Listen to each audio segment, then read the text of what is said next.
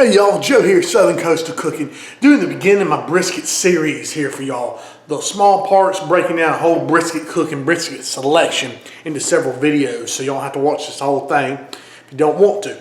Anyway, this is how you pick out a good brisket at the grocery store, or your Sam's Club, or wherever you may shop, Costco, H-E-B, whatever it is. All right, y'all. So first thing I look for, try to get the best grade that I can get or that you can afford. I like USDA Prime. Wagyu's good, but actually I think Prime is my favorite for brisket. Okay? And then what you want to do, you want to look at the uniformity of the brisket. All right, on a brisket, you've got this flat muscle up top here. Okay? That's usually what's on this little flappy end down here too. Then on the bottom or the other side down here, the big ball right here, that's the point. Okay?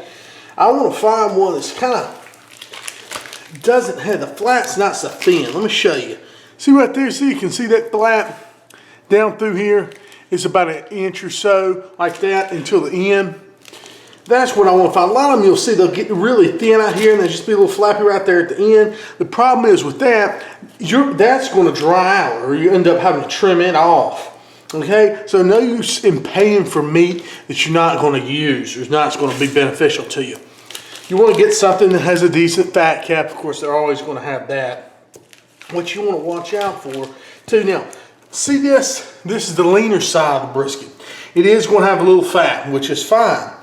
But you don't want something with a huge mound of fat right up here. And they will come that way unless you can get it at a really cheap price. The problem is you're paying for a bunch of fat that you're going to trim off, okay?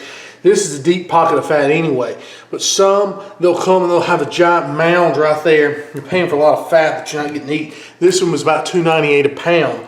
I like a brisket as far as weight, anywhere from about 15 pounds to me is the perfect brisket.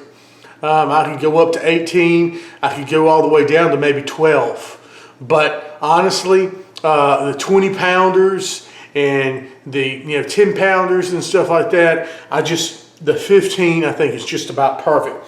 15, 17 pounds, let's say. These two right here, right at about 15 pounds. So I've got this one. This is a nice one.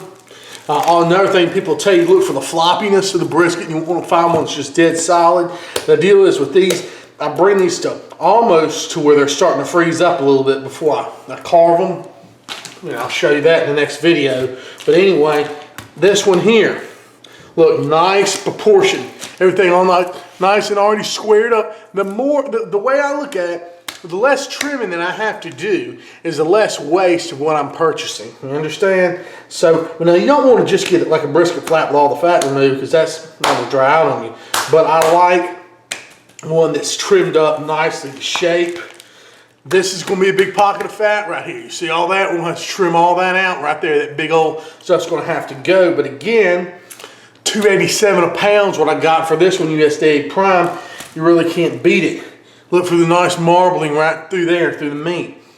Another thing, date. This one says sell by November 6th. I believe today is November 6th. If a lot of competition guys and everything, they wet age these bad boys. That means they'll buy them, they'll keep them in the refrigerator for a week or so, at least before they cook them.